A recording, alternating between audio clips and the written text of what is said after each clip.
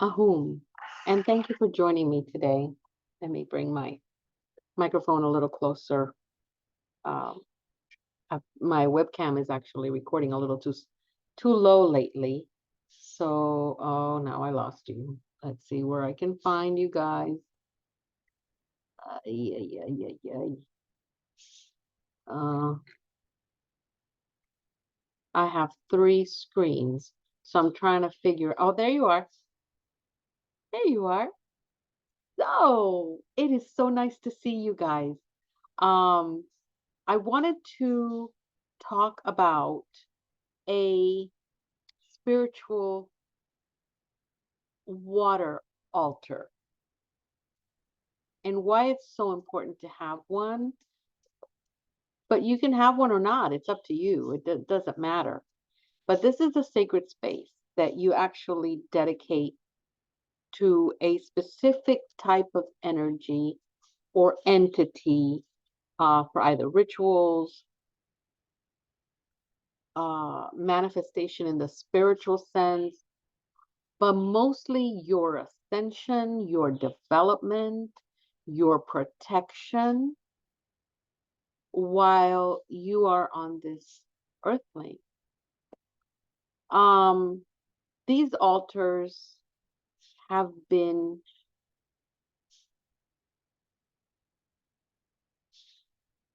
in practice, I think, since the beginning of time.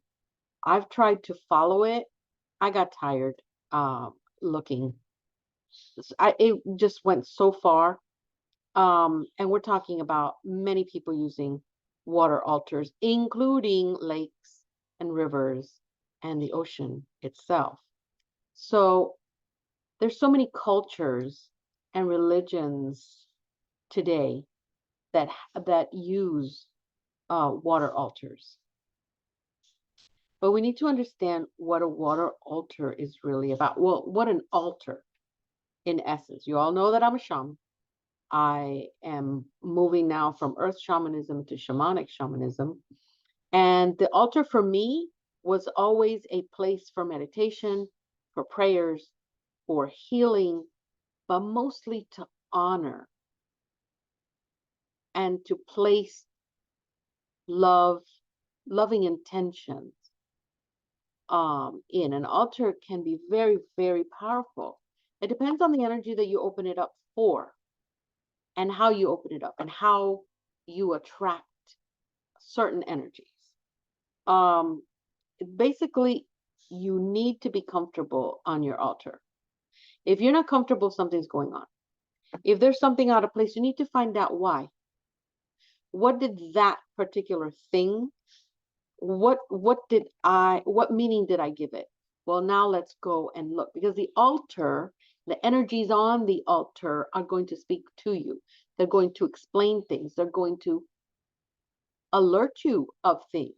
If the water turns turbulent in one of your glasses, well, you need to know what that one glass was dedicated to so that you understand what it is that may be a problem. If you get bugs in another one, you need to know what was that glass for?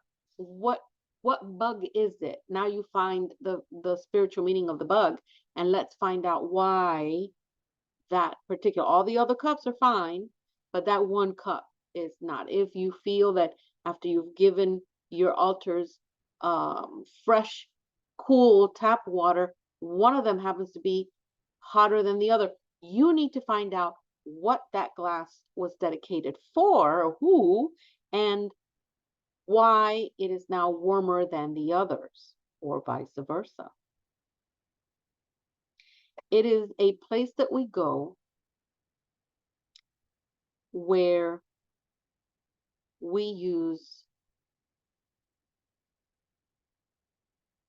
the part of the brain,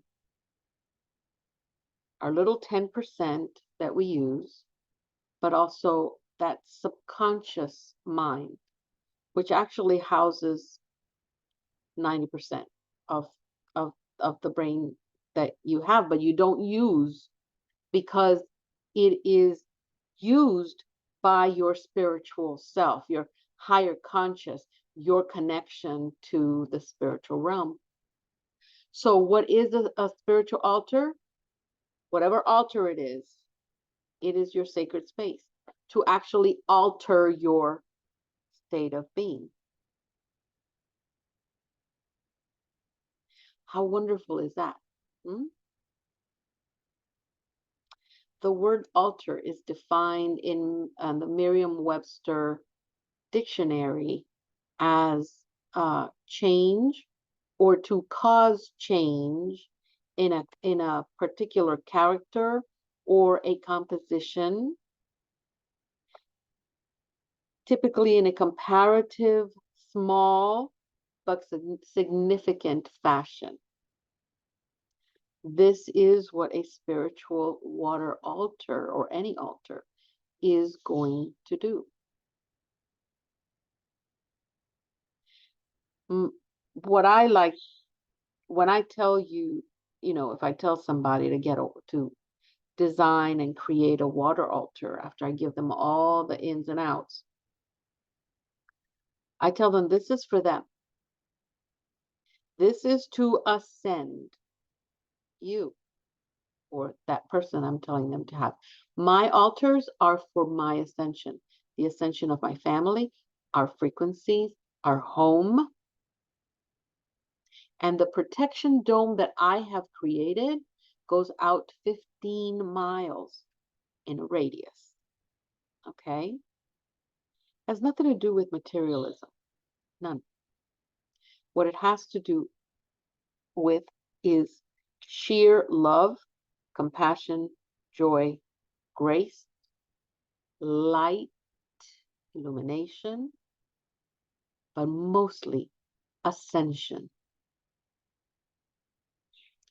That's why we on this side of spirituality, we bid love, light, and ascension, because it is the same thing as we would say amor, luz, y progreso for other spiritualists that are not in the same faith, but they're in the same understanding, because it all goes up into one particular understanding, one particular oneness. It doesn't matter what you practice or how you practice it. What matters is that in the end, you give and receive love, light, and ascension. That's all. Doesn't matter what you practice. Anyone can set up an altar. All right. And depending on the branch that you are, there are shamanic altars. There are regular altars for people in spiritual development, going through their spiritual development. Now, one of the reasons why to use an altar, especially if you want to make one or you're getting the feel to have an altar, and that includes this water altar that I'm talking about, it is because you're building intuition and you're being intuitively told, hey, maybe this is a special place, a personal place that you can start building your relationships, not only with your inner self, but with the divine world that is part of your world around you. And you do that in an altar, with an altar. Why? Because an altar is your direct access to the divine. Okay? When you think about having a spiritual altar, whether it's a water altar or it's an elemental altar, you can have a fire altar, you can have a crystal altar, you can have anything. Depends on what you're being asked or intuitively guided to do. For me, it's my refuge.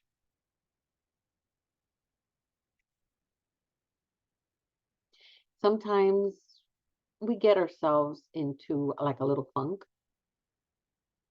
Best place to go is to your altar, and there you're going to gain clarity. There are questions that are going to arise when you're at your altar, and you're going to get the answer. You don't need to be a shaman to get an answer in your altar. Just knowing that when you build the altar, you actually built it in a very caring, loving fashion, and where you follow the steps that you were given, that's going to help you. Okay.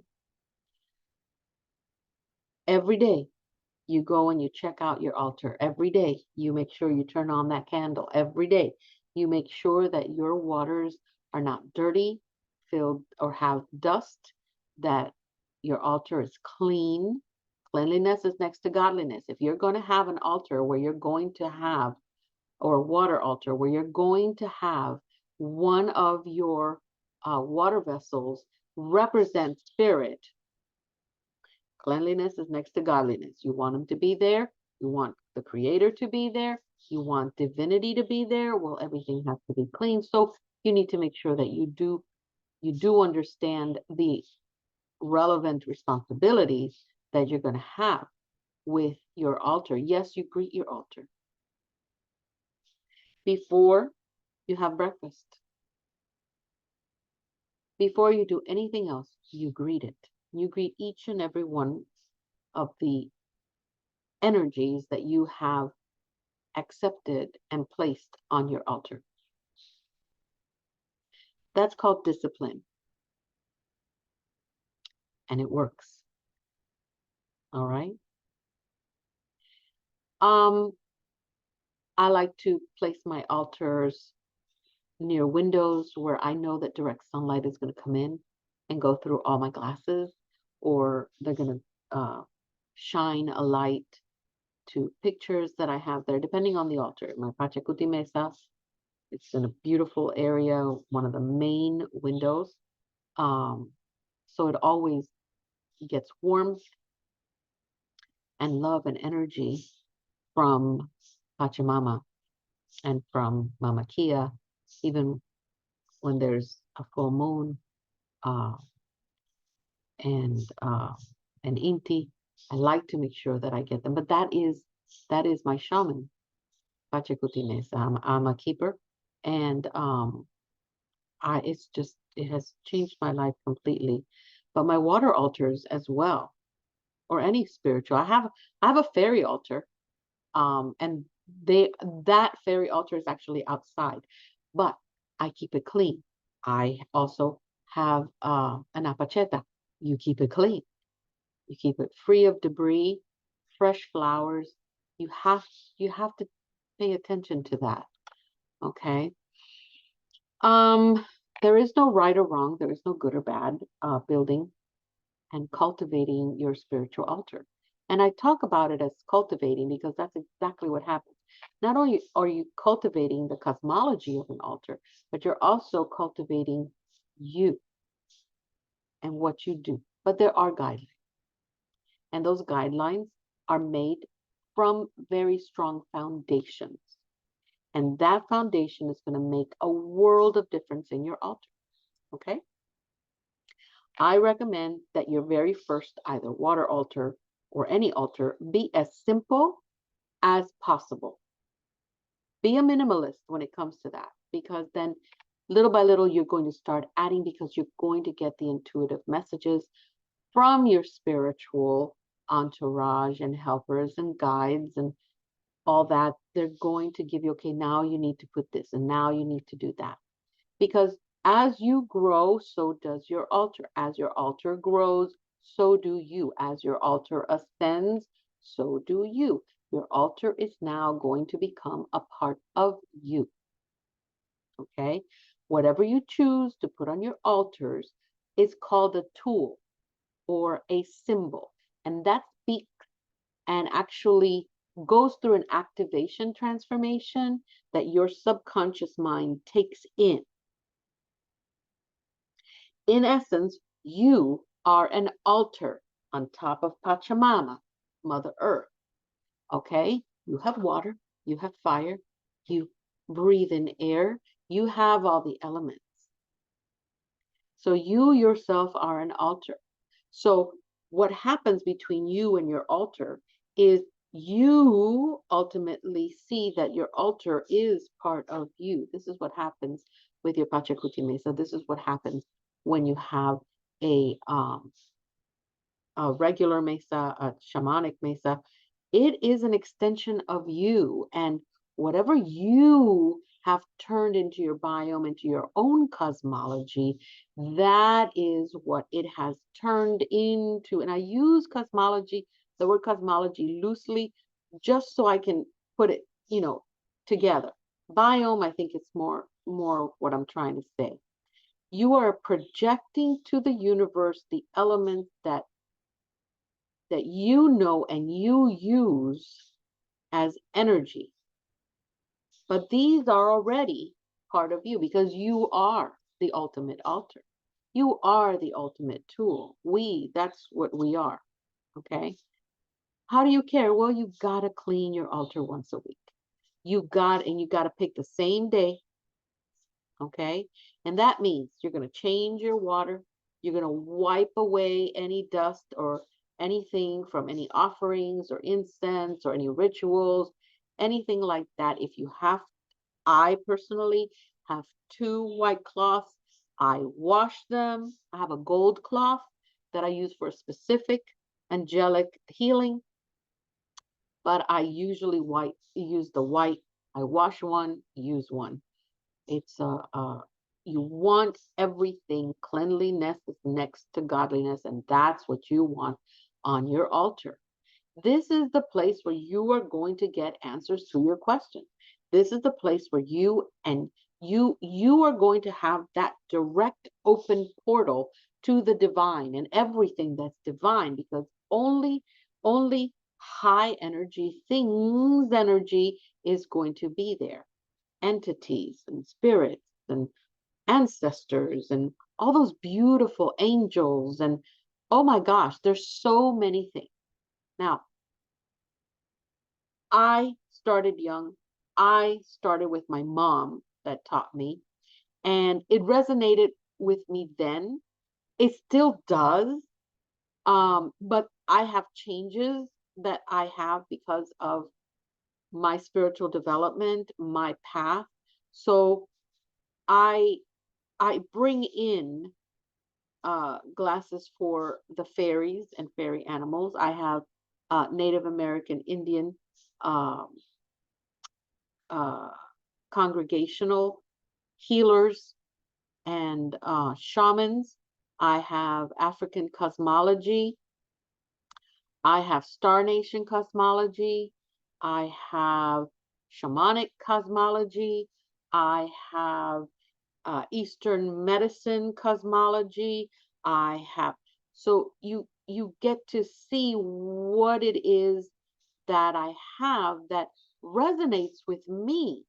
And it resonates with me because I am I am ultimately the one that is sitting with spirit at that moment in front of my altar, and I'm receiving these messages because there is no right or wrong. The idea is that this is the place where you go for elevating without judgment, without rules, your frequencies, your beliefs, your spiritual development, ascension goes onto your altar. And because you are an altar yourself, and because you being an altar yourself, you are connected to your altar, this is how you need to live.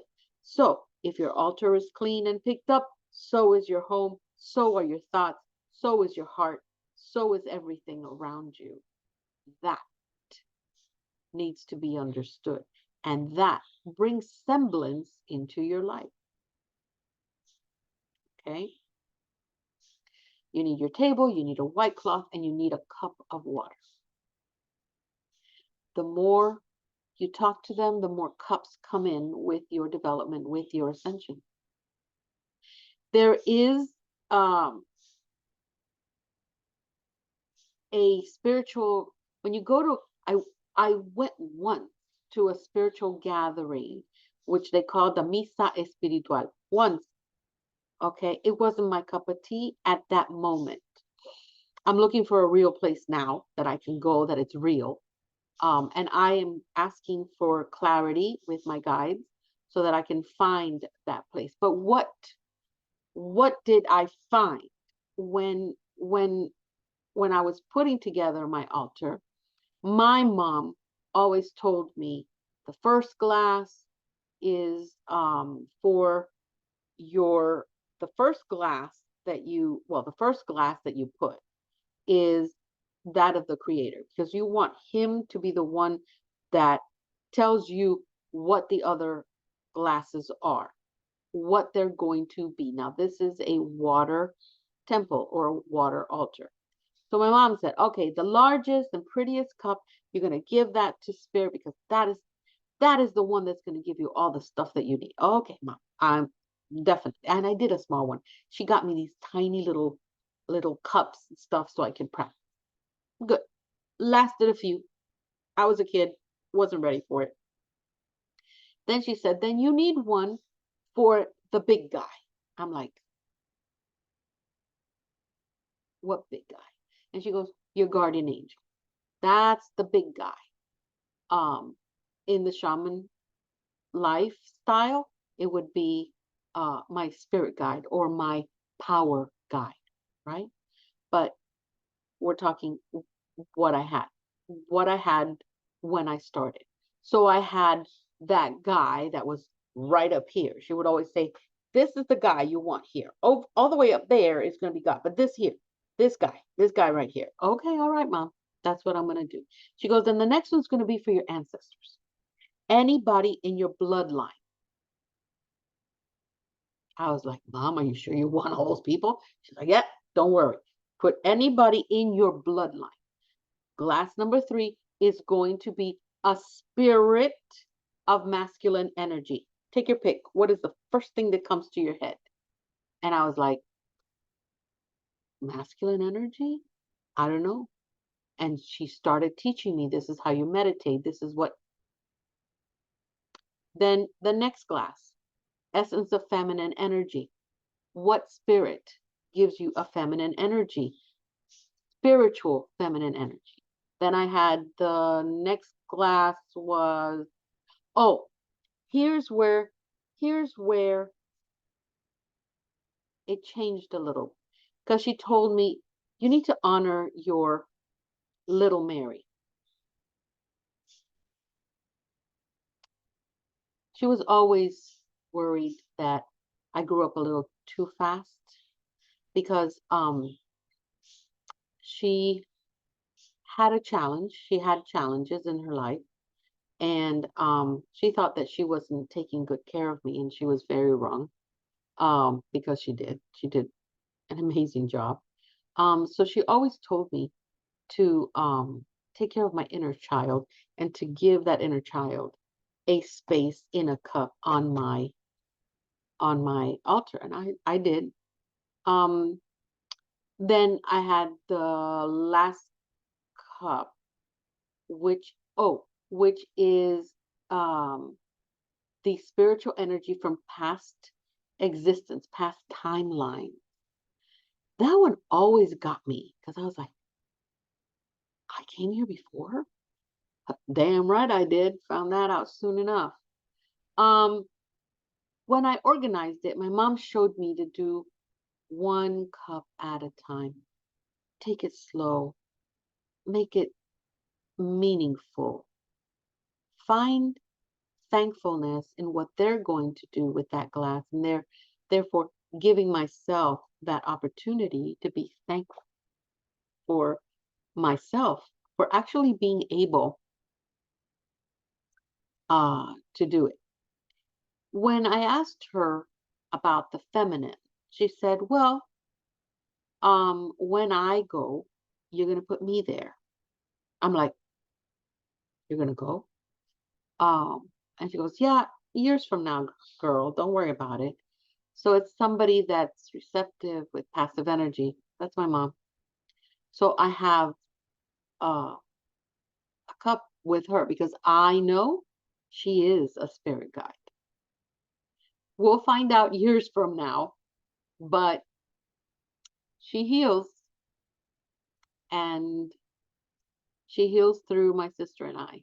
I feel her, I know her, I smell her. My God, her Paloma Picasso. You can feel and smell that imprint. That's how she walks into the room. Believe me, I don't have Paloma. I cannot handle Paloma Picasso perfume. Other people can, but I it's too strong for me. And you know, when she's in, she's like, oh Lord, yeah, we're there. All right. This is um the feminine water uh glass, which is hers. It represents movement. She had so much movement in her life. Um, it's a connection. We understand that water is used for absorption, but it's also used for magnification, for cleanliness. But it's also used as a portal or a gateway to the upper realms. That's all it is. All right. And this is a way of housing, giving a house to contain entities. All right. On the water altar, there's also the masculine principle that I talked before. Okay. This is a way to communicate with spirit. So water also represents while it represents the feminine principle or the nurturer, soother, or yeah, the nurturer. Um, you you know you use subtle libations to call and honor ancestors and spirit guides, right? That's what you use the water altar as well for. But when you bring in the fire, masculine principle, then you're talking about alchemy, you're talking about transformation, you're talking about third eye, illumination, a guiding light, passion, um, transformation, excitement, action, uh, uh, things that are new. Everything comes in on that masculine principle, right? So when you use fire on an altar, fire is used like candles, colors like the color red, the color black, also white is also known. You can use white, but it's a symbol of particular life, uh, incredible passion, and movement, constant movement. So that is when we use fire on the altar, right? We use fire. Now we bring air. Air is all around us, right? You can use the masculine principle in this point, at this point, because this is something you want. So you want to bring in air, you want to introduce air into your altar, and it needs to be in the masculine principle. Why? Because this brings the actual uh, activation of the thought process. And then it creates a transportation of that thought. It also brings in the breath of life. It also brings in or helps um, to listen to and move, become that transporter of your prayers, affirmations, mantras, chanting. It's very conducive of aromatherapy. So yes, use aromatherapy in your altar, and also this part when you're doing air. It means that when you're going to sit there, you will use the element of air to meditate and to do breathing. Breathing is very essential in your spiritual ascension. Okay. When you use air on an altar by burning candles or burning incense, you're actually manifesting with the air element on your altar. So any energy or any space or any movement that is needed, you will get it. But also, you're going to bring in clarity because things are going to move out of its way, right? Out of your way in order to bring you the information that you need. But you need meditation, you need conscious breathing, you need aromatherapy to bring in that energy. It calls the energy. So if you want, you can use a white candle. I always recommend a white candle. Make it vanilla. That helps with the aromatherapy. We're also going to use the element of earth. The element of earth, it's very important with the element of earth because the element of earth, we're going to bring in wood, right? Well, the table could be made of wood, but you're also bringing crystals, you're bringing plants, white flowers, white mums, nothing with that grows a thorn. It doesn't count that you bring white roses and you cut the thorns out. That doesn't count because the original makeup of that white rose is to have thorns. That, no. It has to be beautiful flowers, either 3, 5, or 7 stems of a white flower. Mums, carnations, gladiolus. Although gladiolus is used for the dead, I just love it because I love that plant. So I use gladiolus, white gladiolus. But you can use crystals, you can bring flowers. I hold a wooden cross on, it's the standing cross, like a table cross, the wooden cross. I have that on my water temple. But what is it that crystals do? Well, crystals magnify energy, but they also do something that not a lot of people are talking about. They hold memories. And those memories actually get crystallized in the memory of that, of certain crystals, right? And it stays in that memory for a period of time until somebody unlocks it or clears it or whatever. But those are your crystals. These are memories that get kept in there. Plants, flowers, and stuff like that, they create growth, death, cleansing, and renewal, right? So what is it that the element of earth on your altar going to do? Well, it is feminine, Pachamama. It is the earth. It's going to ground you. It's going to remove the heaviness in you and in your spiritual body and your physical body, but also it's going to open up paths to move obstacles out of the way. Because the crystal, if you have the crystal there, it also opens time and space, okay, for you to do work, but also bring in the the work table where you can work on memories and you can work on things that you need to work on as you create that ascension. But it also establishes a very important thing called power. Okay.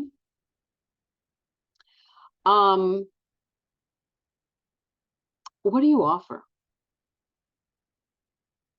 What do you offer? Some people put a cup of coffee, like Cuban coffee, in a little cup. Some people rum. Some people put, things that would feed, um, little trinkets. I love trinkets, arrows, and uh, little trinkets. Um, I do not do sacrifices. If I am going to do any sacrifice, it'll be me not doing something that I really love doing, because it is in the spiritual sense, not in the earth sense that I'm doing a sacrifice. Um, I don't do that. I will cook. I will give, like, if I love making white cakes. I don't know why, but all my cakes are either white, yellow, or blue. But always the background is always white. I don't know why, but it's just I love white cakes. Um, so what I do is that very first piece, I take it to the altar and I go, here, thank you for everything you've done. Um, and it's not that they're going to come down and eat it. Nobody comes down and eat anything. It is just you're honoring that very first piece that you wanted, that little corner filled with that meringue that you would just love to sink your teeth into. Well, you gave it away because that is your sacrifice. I'd rather be eating it, but no, I'm going to feed my altar. You can gift it crystals and stones. You can play music. You can put a little, like I said, you want to keep it as clean as possible. You can get a shot of rum. You can bring new flowers. You can put a nice, pretty round bread, right? And you can open up just the sliver and put a little piece of paper and write down something gratifying. Put it in there with gratitude and put it on your altar, prayers, photos of people that you are that you want to bring their energy into your altar. Maybe you want to bring them light because they need it. Or maybe you just want them to be part of your water altar and that biome that you have created. Uh, uh, Prayer is huge when it comes to that because you are stopping what you wanted to do. Maybe watch a movie or something, and you're sitting there on your altar and you're sacrificing your time from doing something that you really want to actually taking care of your altar. Liquor is a big thing. Flowers is a big thing. Um, every altar is different. So it depends on how it is and what it is that you're being told. Tobacco may be something that you may be asked to put in your altar. It doesn't necessarily mean that it belongs to anybody else or anything else got in there. It is what it is. And what shows up to help you is always going to be um, high energy, high energy. And before and after you leave before you get to your altar, you need to get to your altar clean. So if you have to shower, you go ahead and do it. That's the first thing you do in the morning. What's the first person you go see? Well, first person, the first altar you're going to go see. And you're nice and clean and ready to ask and to pray and turn on your candle and turn on your incense. Make sure that everything is going on right. Have your prayer, sit and talk. If you can't do it in the morning, then do it in the afternoon. In the afternoon, you come in right out of work, take a shower, go to your altar nice and clean and ready and able to create what it is that you need to create, which is that beautiful conversation and communication with spirit. And everything will come to you. So it's just so incredible. So incredible when you do a spiritual water altar or any altar for that matter. Um, so I hope that this helped. I hope that this gave you uh, an idea of what it is. This is really for people to understand that this is creating a portal between worlds. That's all it is. And in turn, they provide clarity to you. Okay? So you can have a spiritual altar with one large bowl, crystal, or glass, or you can have it with 3 glasses, you can have it with 5 glasses, you can have it with 9 glasses. Start slow, and it will tell you, you will understand that whether you need 6 plus your bowl, or 7 plus your bowl, or 9 plus your bowl, but move them every week, clean them every week. It is a responsibility, and it's something that once, and you have to watch it. Once things are not working out for you, you need to go and make sure that you've been keeping up with your bóveda, because it might be that you forgot to clean it one week. All right.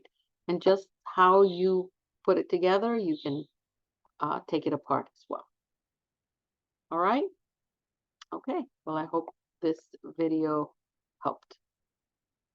Ahum to you and yours. Have a great day.